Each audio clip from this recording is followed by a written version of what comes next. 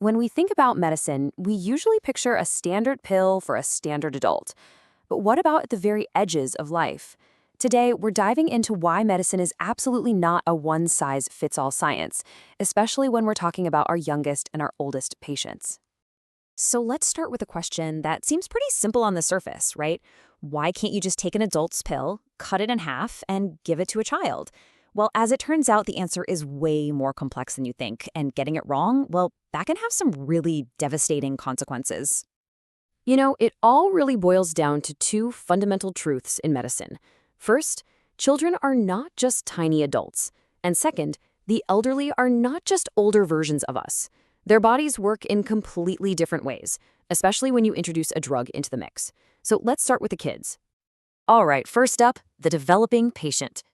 A child's body it's a marvel of constant change. From the moment they're born to their teenage years, their entire biology is in this state of rapid, constant flux. And that makes prescribing medicine a huge challenge.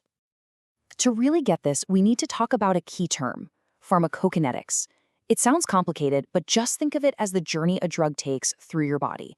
And in a child, every single stop on that journey, from how it's absorbed to how it's eventually gotten rid of, is totally different from an adult's.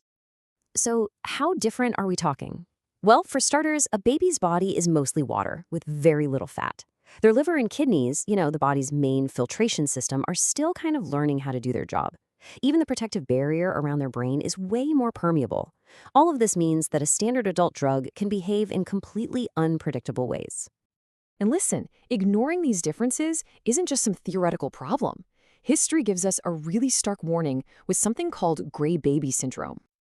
So back in the mid-20th century, newborns were sometimes given the antibiotic chloramphenicol. The problem was their brand new immature livers just couldn't break it down. So the drug built up to toxic levels, which led to this absolutely devastating condition. It was a really tragic but important lesson in pediatric pharmacology. But here's where it gets really tricky. It's a moving target.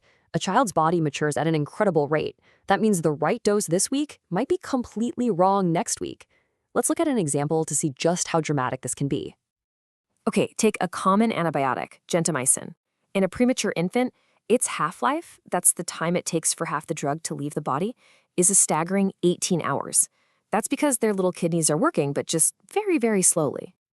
Now you have to see this. Just 1 month later, that baby's body has matured so quickly that the elimination time plummets from 18 hours all the way down to 3. That is a 6-fold increase in efficiency in just a few weeks. It's an absolutely astonishing transformation.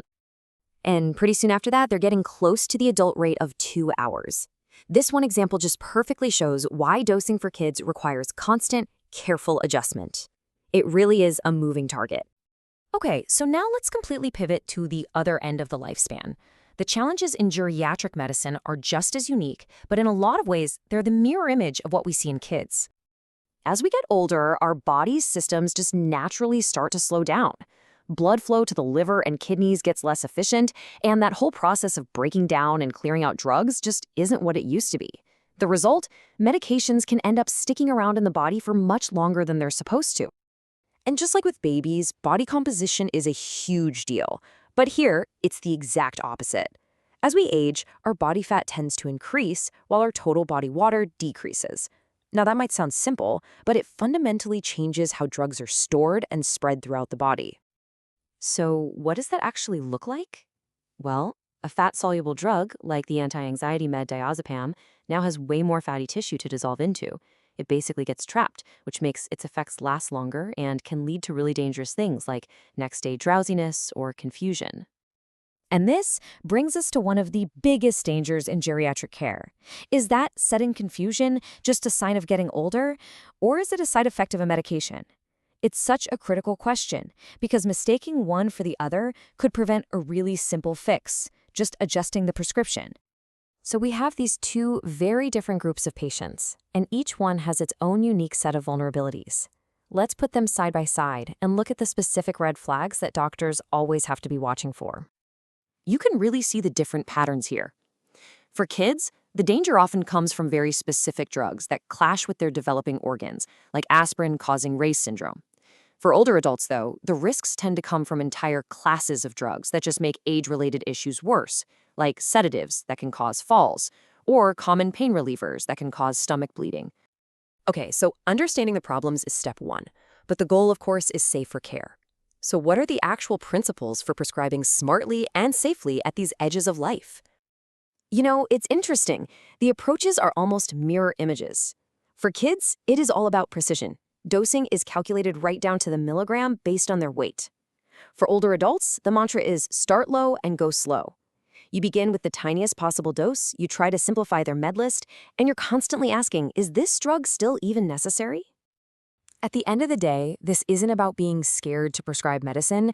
It's about respect. Respect for the unique physiology of every single patient and applying what we know with the care, the wisdom, and the precision they all deserve. And that really leaves us with a final thought. A prescription pad can be an incredibly powerful tool, or it can be a pretty blunt instrument. The difference so often comes down to this one question. Are we just writing a script, or are we delivering truly personalized care that's tailored to the patient at every single stage of their life?